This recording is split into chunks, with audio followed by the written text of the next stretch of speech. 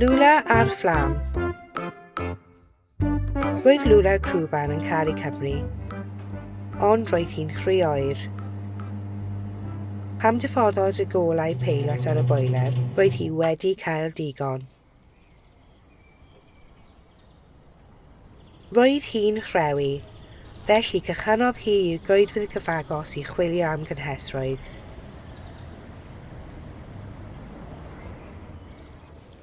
Pan gyrhaeddodd hi, daeth o hyd i gylch o garreg gyda un fflam y tu mewn i'r cylch. Pa gwiadur wyt ti yn byw yma yn y goedwig? Gofynnodd Lula. Tan ydw i, meddai'r fflam fach.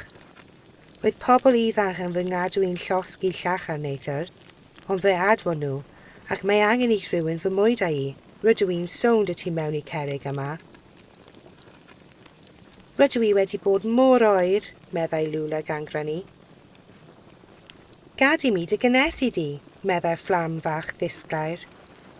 Os ei di o brigen, gelli fy ngario fe a fe fydda di'n gynnes trwy'r amser. Daeth Lula o hyd i frigen. A'i ddal yn y fflam fach ac fe ddaeth ar tân yn gyflym. Galla Lula teimlo gynhesrwydd wrth iddi ei gario trwy'r coed, ac roedd y fflam wrth ei bod a'i rhyddid newydd. Ond doedden nhw ddim wedi mynd yn bell iawn pan rhyddrodd mochyn ddaear allan o'r llwyni. Beth ar y ddaear wyt ti'n wneud o'r chwarae a thân, meddai mochyn ddaear.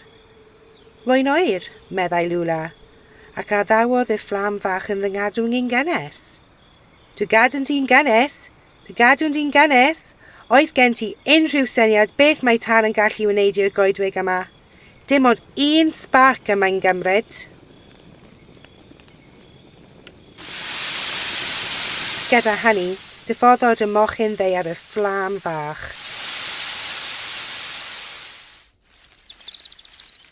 Mae'r mochyn ddaear yn iawn, meddai llais bach ar y gangen. Mili miltroedd oedd hi, yn brasgamu tuag at Lula. Pe bai tan yn cydio, meddai miltroed, ni fi ddim ar ôl. Byddai'n llosgi'r holl faith o pryd ac yn llosgi fy nheulu am ffrindiau i gyd. Un diwrnod, fe allai dy fflam fach llosgi tair pobl hefyd. Beth wyt ti'n olygu? Gofynnodd Lula. Mae dithodwyr tan yn mor brysur gyda thanau yn y coed, dydyn nhw ddim pob amser yn gallu cyrraedd tanau yn y tŷ mewn pryd. O, mae'n ddrwg gen i, meddai Lula. Doeddwn i ddim yn gwybod mae tan yn mor ddrwg. Roedden ni mor oer. Dydy'r tan ddim yn drwg, meddai mochyn ddaear, ond mae'n beryglus iawn i chwarae a thân. Rhaid i pawb i barchu. Mae angen tan arnon ni i gyd. Edrycha ar haul yn codi ar hyn o bryd yn yr awyr. Mae'n bryddedd, ac mae wedi wneud y gyfan gwbl o dan, ac mae angen yr union dan hwnnw i fyw. Yn sydyn, roedd anifeiliaid a pryfed yma'n ddangos y mobman. Roedd creaduriaid y goedwig i gyd yn rhyddro. Rhedwch, meddyn nhw'n gweiddi. Mae tan allan o reolaeth. Rhedwch nerth ei draed. Am eiliad, roedd y criw bach o anfeiliaid wedi synnu, a na rhedodd pob un ohonyn nhw. Cudiodd y crwban a miltroedd yng nghefn y mochyn ddaear a banta nhw, gyda tan yn rhuo tu ôl iddyn nhw. Roedd y tan yn nes ac yn nes ac yn nes. Roedd Lula mor boeth nawr, roedd hi bron wedi llethu gan y gres.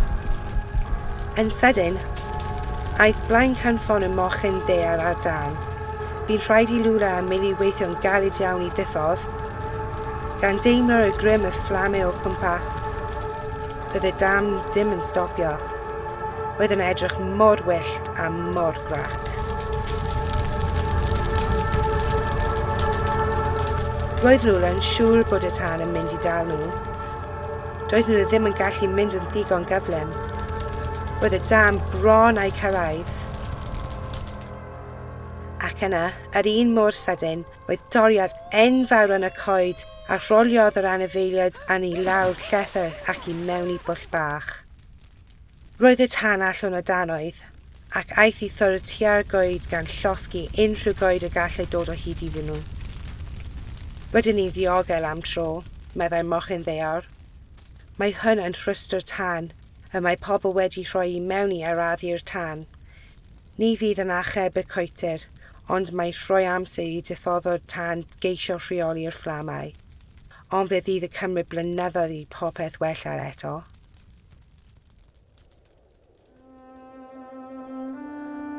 Ond sut dechreuodd y cyfan? Gofynnodd Lula. A fi oedd hwnna.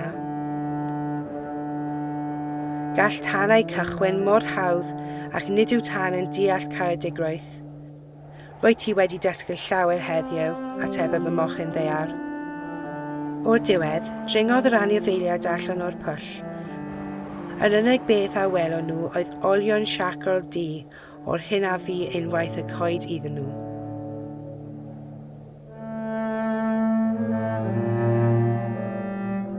Cododd dithodwr tan Lula mewn menig enfawr a gweiddodd i'r un arall. Edrych beth dwi wedi ffeindio. Mae'n rhaid mai dyma'r crwban sydd wedi mynd ar goll. Fe addon nhw lawr i'r tŷ.